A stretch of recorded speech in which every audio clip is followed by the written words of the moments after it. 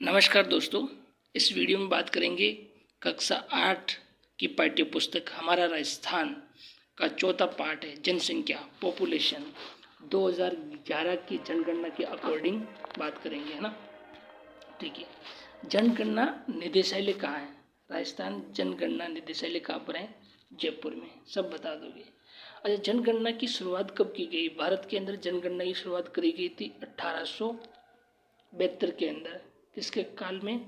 Lord Mayo के काल में, सब जानते हो।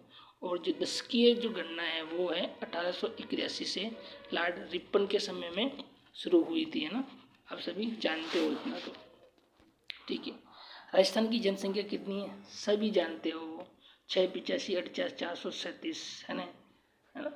अच्छा, ये तो पता है, लेकिन अपन को ध्यान में ये रखना है कि भाई भारत की जो जनसंख्या है, भारत की जनसंख्या का कितना प्रतिशत जनसंख्या है राजस्थान की?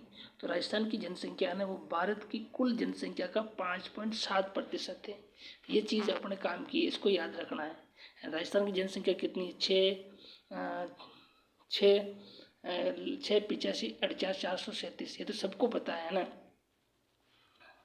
6,85,48,437 है ना। लेकिन आपको ये ध्यान में रखना है प्रतिशत कितना है? 5.7%। ठीक है, जनसंख्या वृद्धि वृद्धि कितनी हुई है? दशकीय जो वृद्धि हुई है वो कितनी हुई है? 21.31% हुई है।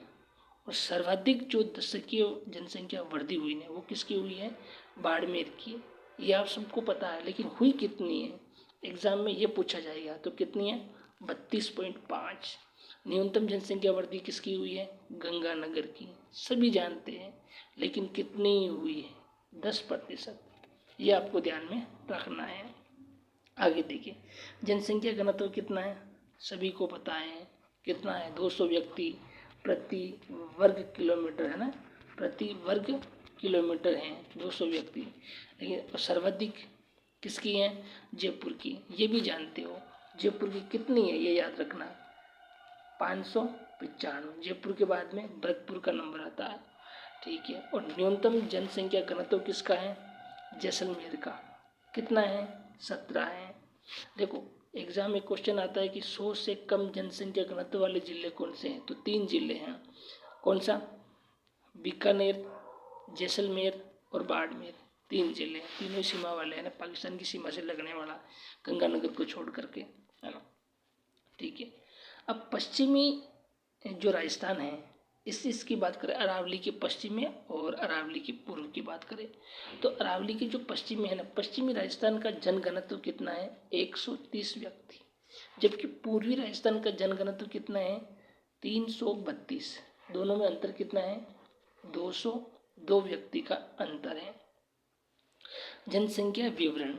सर्वाधिक जनसंख्या सभी को पता है कि जयपुर में है, और न्यूनतम कहाँ पर है? जैसलमेर में।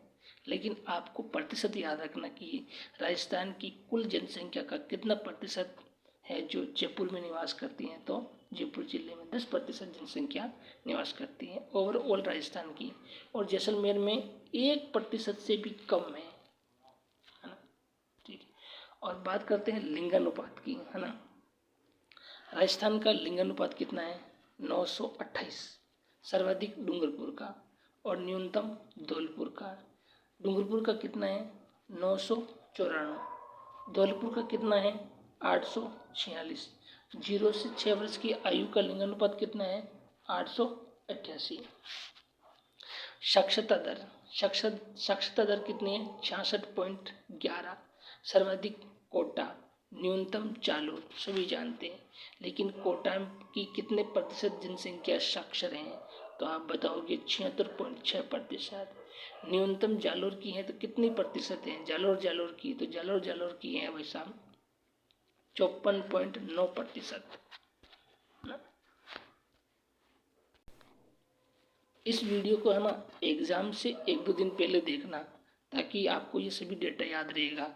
और ये, है ना, देखना आप यहाँ से, है ना, 1% यहाँ से ज़रूर आएगा। चलो, साक्षरता दर की अपन बात कर रहे थे। साक्षरता दर में पुरुष साक्षरता की बात करें तो पुरुष साक्षरता में सर्वाधिक पुरुष साक्षरता दर किसकी है? झुंझुनू में पढ़े लिखे आदमी ज़्यादा है वैसा। न्यूनतम काम है कहाँ पर है, प्रतापगढ़ के अंदर। महिला की बात करें तो वही आंकड़ा है कोटा और जालोर।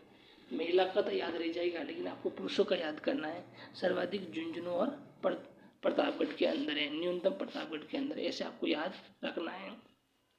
शहरी जनसंख्या की बात करें तो शहरी और ग्रामीण जनसंख्या का अनुपात कितना है, 25% तो है शहरी जनसंख्या, और ग्रामीण जनसंख्या कितनी है, 75% जनसंख्या पाई जाती है राजस्थान के अंदर।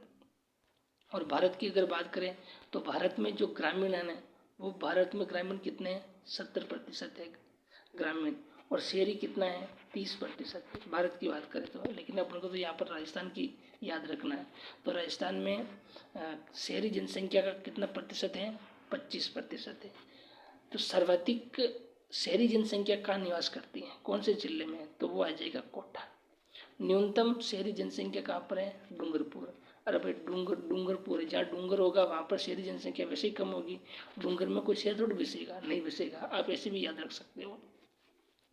अनुसूचित जनजाति एसटी है ना, एसटी का प्रतिशत कितना है, एसटी का प्रतिशत है भाई 13.5%, 13.5% जनसंख्या राजस्थान में एसटी की है। सर्वाधिक एसटी कौन सी जाति की है, कौन सी है ना, एसटी की सर्वाधिक जाति कौन सी है, तो मीणा है ना, ये सर्वाधिक एसटी है। मीणा का क्षेत्र कहाँ पर है, अरावली के पूर्वी एरिया ने, जयपुर, दौसा, सवाई माधोपुर, करौली, अलवर, उदयपुर, कोटा, बूंदी, इधर मीणाओं का क्षेत्र रहा है। फिर है भील जनजाति है ना, ये सबसे प्राचीन। दोस्तों अपने एक अपने सिलेबस में पहले ही पार्ट है ना, उसमें अनुसूचित जनजातियाँ और उसका क्षेत्र अपना एक स्पेशल टॉपिक भी है, राजस्थान जीके के अंदर, भूगोल के अंदर आएगा अपना पहले ही है ना। तो अपन थोड़ी बहुत जानकारी यहाँ से ले लेते हैं ना। तो भील क्या है, भील सबसे प्राचीन जनजाति है, और इसका क्षेत्र कहाँ है, सर्वाधिक बांसवाड़ा, डूंगरपुर, प्रतापगढ़, सिरोही और उदयपुर में है ना। मोतीलाल तेजावत भील, वागड़ के गांधी, भोगीलाल पांड्या, ये सब भील ही थे इधर है ना, और गोविंद गिरी, ठीक है। अब आपको ध्यान में रखना कि डामोर कौन जनजाति कौन से जिले में पाई जाती है, डूंगरपुर में सिमलवाड़ा तहसील में पाई जाती है। तो डामोर का पर देश है, डामोर देश है डूंगरपुर, आप ऐसे भी याद रख सकते हैं।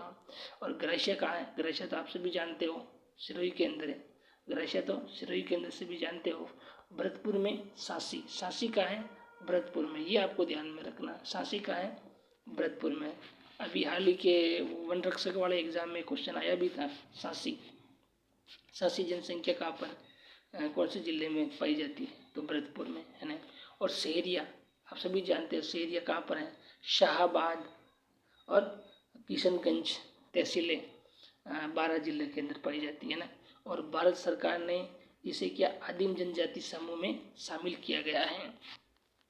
और ये अपना जनसंख्या का टॉपिक पूरा हो गया। लेकिन एक इम्पोर्टेंट चीज़ है जो मैंने इस वीडियो में मेंशन किया, आपको याद रखना है, ये एग्जाम में पूछा जा सकता है। रिक्को की स्थापना कब हुई, लगभग सबको पता होगा, जनवरी 1980 में। लेकिन इसका फुल फॉर्म क्या है, ये पूछ ली जाए ना, तो ये आपको ध्यान में रखना। RIICO Rajasthan state industrial development and investment corporation limited, ये आपको ध्यान में रखना है ना। धन्यवाद।